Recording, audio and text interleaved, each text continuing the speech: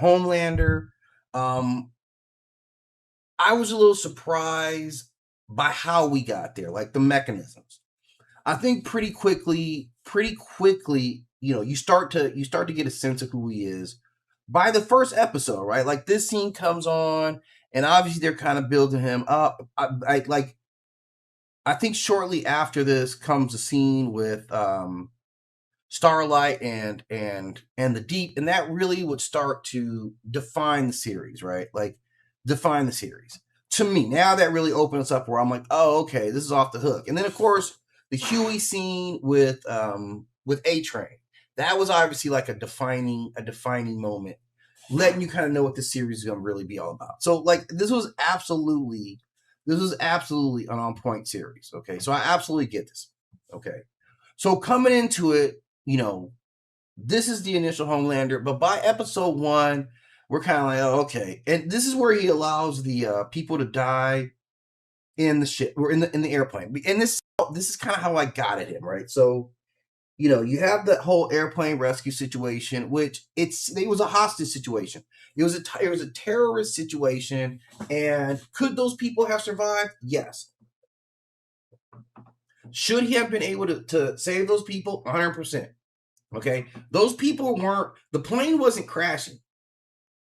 Once him and Maeve were able to get on board the plane, what he does, he's the one who destroys the controls with his own laser eyes, and he doesn't want anybody to know this, right? So this is what, first of all, he's like, I can't save everybody because I just shot the controls. This plane's going down. I can't stop a plane from going down. So he quickly dismisses the idea. Now, he's like, Maeve is like, well, we save as many as we can.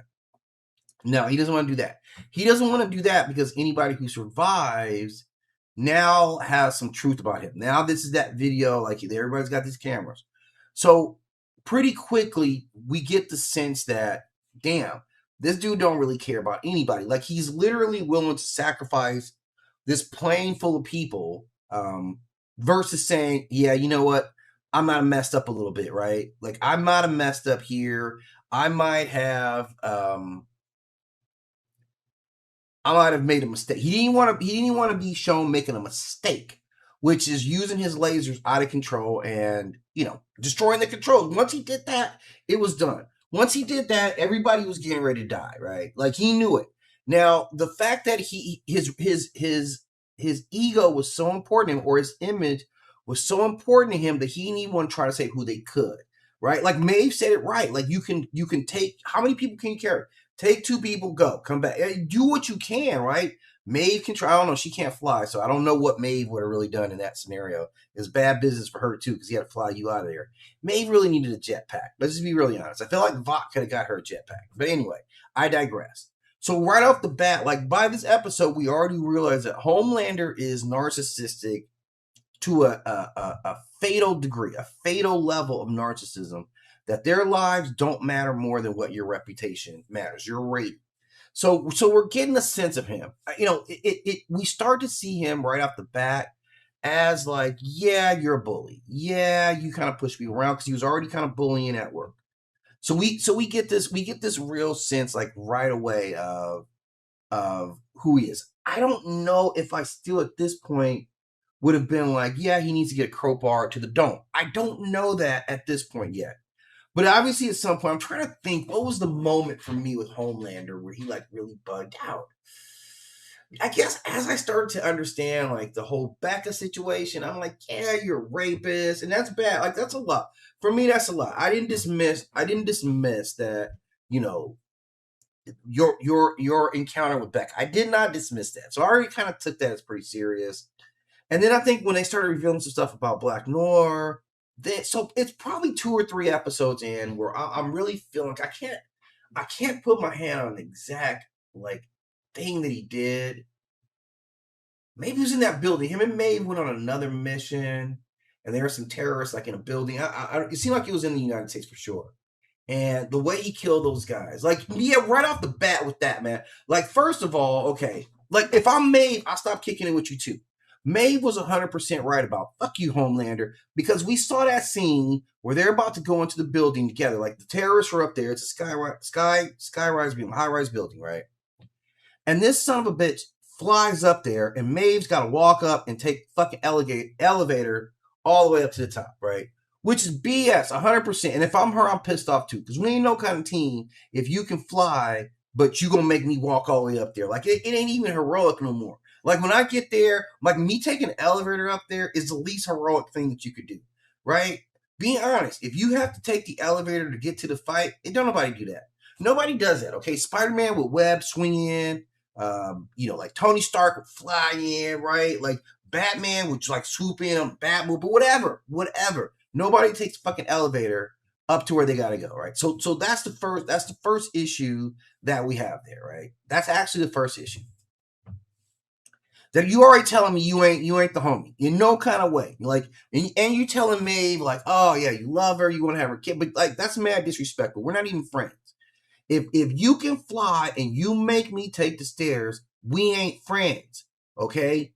You better figure it out. No, you can't hug me. Like, you just gonna have to, like, I don't know, man. We have to figure something out where I don't have to feel like anyway, right? Anyway. So once I saw that him, I'm like, man, you're mad selfish too. Like, you're really mad selfish. And then the way that he killed the terrorist, it was like, yeah, all right. Like, I see you, Homelander. So by this time, like deep in episode 2, by episode 2, episode 3, we're getting a real good sense of who he is. And pretty quickly we start seeing the threats are real. Like, they really get into how authentic these threats are to like Annie, like Maeve kind of revealing that the shit is kind of on. And then we get right into it with like we see some violence from A-Train, right? Or at least killing Robin. So at this point, I'm still not knowing that he's gonna be. We have to kill him, right? Like, you need to be murked out. Man, I'm trying to think. Like, I still want to say it might be like I don't even know if it was in season 1 where I'm like, yeah, this is really a problem. I felt like it was when they were looking for Translucent. When he was looking for Translucent, I felt like, yeah, this is a problem because you guys are hiding out from him, and it's a high probability that he finds you, and like it's gonna be bad. Like, so early on, I'm already seeing him as this level of threat, right? And that's appropriate. That's appropriate. I think the ride that the character, the arc of Homelander takes you on is something that kind of has to be studied, man. Like, legitimately studied, because it's a hell of an arc to not be told in a linear fashion, to be told in this forward moving story with a lot of context on the back end coming through, just being worked into like the everyday story. So that's kind of the big, huge thing about Homelander is, given the context of him, like everything's context, right? Everything's context. Because knowing the backstory of how he got there, knowing like his history, finding out who his parents, ultimately were, or his parents ultimately was, and yeah, it's a crazy thing because they do some gender flopping in the series, because I believe like Stormfront in the comic book was actually a dude, but he's the dude who gives his DNA to make, or his man seed to make Homelander, right? He literally is that person. I don't know who the other parent was, but I'm pretty sure it was Stormfront, right? So they do a little gender flop where you're like, why would you do the gender flop in the first place unless you add some new angle to it? So coming up with that context, like knowing who his parentage is, would I have expected this? I guess this seems like the most appropriate thing.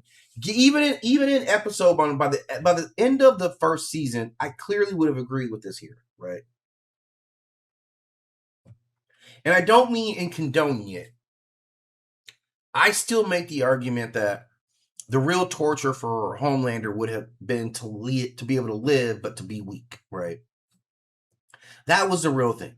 But I do get, if he was able to get Compound V in his system again, it would be very, very problematic. Because here's the thing, I don't know if he was ever injected with Compound V.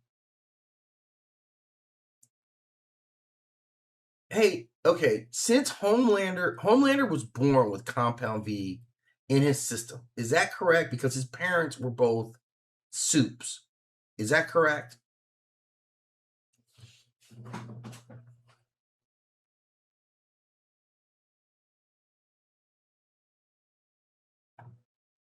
Okay, so there's no information to but things. Okay. Be creative with content.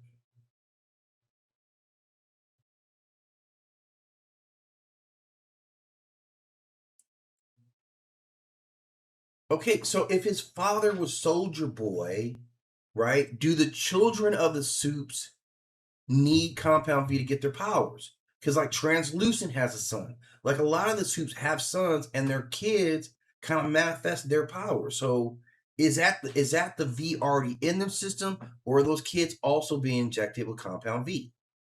That's a big point right here. Like whether these kids, these second generation, were naturally producing Compound V or not would really matter, right?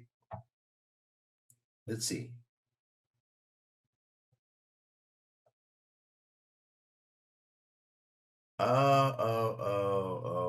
Okay, okay. Okay, Ryan is actually the first naturally born soup. He was born with his powers, and Homelander is a special case. He was engineered by Vought from conception to be their ultimate hero rather than becoming a typical Compound V recipient later in infancy. In infancy. Okay, Maverick, this is Translucent son, never explicitly states whether he inherited his father's genetically or received Compound V in a child. So what Vought had been doing for decades, many fans infer was probably giving Compound V like other children. However, because his father's soup, it's possibly his genetics played again. Okay, so it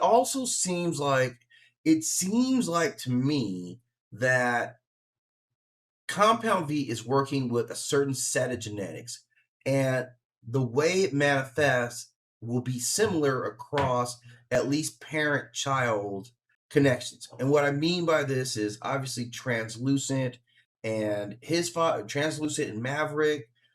If we also look at Victoria Newman, oh wait, that would be different. Okay, I was gonna say Victoria and her daughter, but that's actually not true. But Huey and his father did manifest similar type of powers. They both were basically teleporters, right?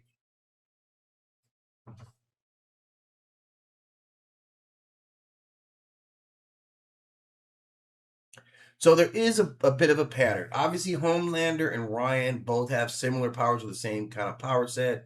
Translucent and Maverick have the same power set. Huey, when he got powers, and his pops, remember when he gave him the Compound V, essentially had the same type of powers. Now, when we talk about Victoria Newman, her powers weren't even the same as her daughter's. Like her daughter definitely manifested power. What was her name? Zoe. I think it was Zoe, right?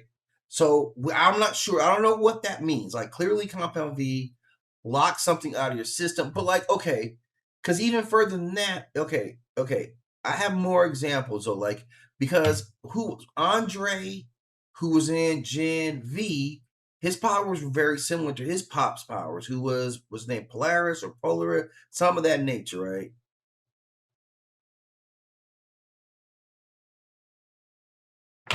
So yeah, it's kind of inconsistent. Like the only one I've seen whose powers aren't the same within the family so far have been Victoria's. Like when there's a superpower parent, it seems quite often that the power sets are the same for the most part, right? The only one that seems to not be that is Victoria's daughter, right? She's the only one. So so he could, in Homelander's case, you burn the V out of his system. He could always get V again, and he'd be right back to what he was. Obviously, if he's under lock and key, right, in a prison system, you would expect that to be, not necessarily an issue. But I can understand that it is a risk that people are like, yeah, I don't want to take this risk, right? But it's an interesting ride to look at the character in the beginning and look at this character in the end and see how like predictable this was. Like, did we think this would happen? Another one, I got another really interesting one for you guys I want to go over because this kind of gets at the heart of the series. This is the emotional heart of the series.